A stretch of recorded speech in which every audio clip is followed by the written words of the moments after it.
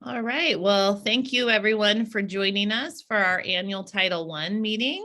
And I just wanted to say that I appreciate you taking some time out of your day to go over this important information with us. And I want to say hello and thank you to Mrs. Bradshaw, who's our Director of Student Services, for joining us as well today. And if we have any questions at the end, we'd be happy to answer those for you. So let's get going with this. Oh. Well, if I can not have technical issues with my slideshow, then we'll get going. All right. So what will you learn today? So what it means to be a Title I school. What is the LEA Title I plan? What does our data tell us? What is the LEA Parental and Family Engagement Plan and how is it evaluated? And what is the School Parent Compact and how can you be involved? So why are we here?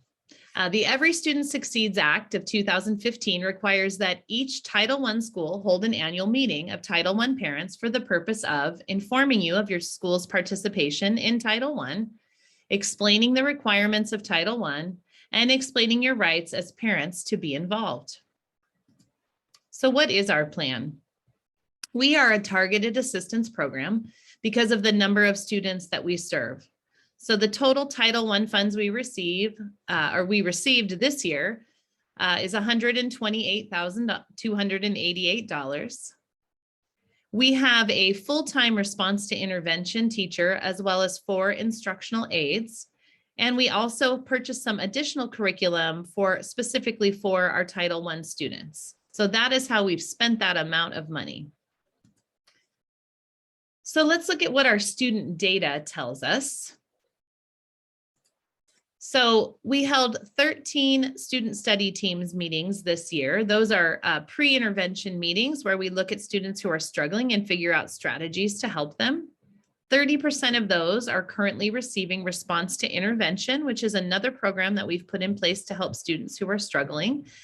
That happens when our intervention teacher pulls the students out of class or the instructional aides push into classrooms and they give the students the extra support they need. 23% of those students receive Title I funding.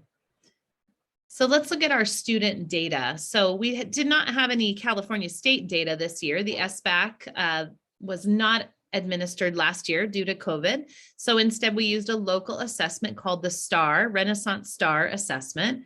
So this is some progress data from August to December. So our students took the test in August. They took it again in December, and they're currently taking it in May so that we have data on how they've progressed through the year. So in English language arts, you'll see they made a significant gain between August and December, which is excellent. And in math as well, from August to December. So how is the parent and family engagement plan evaluated? That's a plan that we currently have posted on our website. So LEAs and schools must actively reach out to parents and families beyond barriers of culture, language, disabilities, and poverty. We must conduct annual Title I meetings with families. We must analyze the content and effectiveness of the current plan, and we must identify barriers to parental involvement. Our data that we use and our input may include a parent survey, which is required, focus groups, and parent advisory committees. And then I've also linked the parent and family engagement plan in the slideshow, which we will be posting on our website after our meeting is over. So if you would like to take a look at that.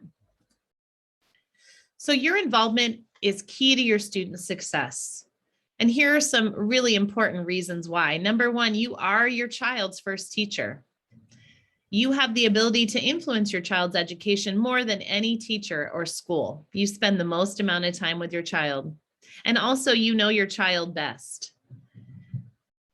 You share information about your child's interests and abilities with your teachers in those very important parent conferences and emails and phone calls, and ask to see progress reports on your child and on the school. So getting involved and asking those questions will really help your child to see success.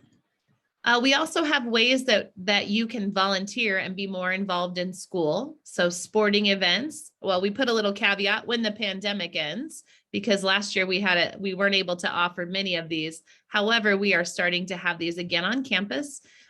Sporting events, banquets, book fairs, field days and special events, and field trips. And if you're interested in volunteering, we've had several parent volunteer meetings that give you all the information on how to be cleared as a parent volunteer. So how can you support your child's education? Here's some of many of the ways that you can do that. So share a love of learning with your child. Read to your child. Ask your child to read to you.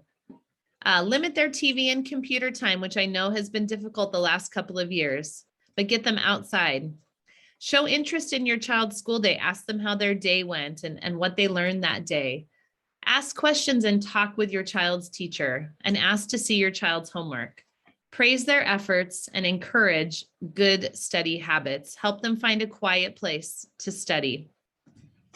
So what is the school parent compact? The compact is a commitment from the school, the parent, the student to share, and the student to share in the responsibility for improved academic achievement. U.S. Title I parents have the right to be involved in the development of the school compact. Home and school must remain regular, meaningful communication and in a language that family members can understand. So again, we've linked our school parent compact in there so that you can read that as well. But it's that old adage that it takes a village, and it is very true. And we need you in our village. So get to know your school and communicate with your teachers. And here's some of the many ways.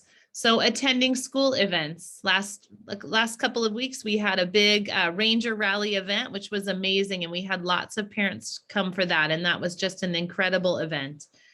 Visit your child's classroom. Volunteer at your school. Join the parent organizations like the Parent Advisory Committee.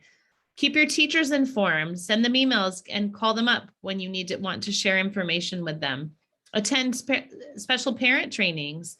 Attend the parent-teacher conferences, and consider whether you have met the responsibilities as stated in the school compact. So the final thing I have to share, and then I will see if there are any questions, is that we do have a survey that we sent out. I think it's been a little bit over a month. However, we still are collecting feedback. So please fill this out for us. It asks us some really important questions about just how we're doing as a school. And it helps us to do things like write our local control accountability plan. We need everyone's input on how our students are doing, how that should be measured, what goals should we have, and where do we need to improve as a school. So please fill that out for us. We definitely need your feedback. So does anybody have any questions? Or Mrs. Bradshaw, do you see any questions in our chat that we need to currently address? I don't see any questions in the chat currently, but I believe that the only thing that I did see was, will it be posted on the website? Will this presentation be posted on the website? Absolutely. That's a great question. And yes, we will definitely post this on the website so that you are able to click on those links to those different compacts and plans that we talked about, as well as the survey. And then we will also post the recording of this meeting as well. So I'm going to go ahead and stop sharing my screen right now, and we'll give it just a couple of seconds. If we don't have any questions, and we will end our meeting. And we just appreciate the fact that you all have taken some time out of your day today to share with us, come and listen to what we have to say. And the very first slide of our slideshow presentation has my contact information as well as Ms. Bradshaw. So if you think of a question later, please do send us an email, pick up the phone and call us. We would love to help in any way we can. And thank you all for being here.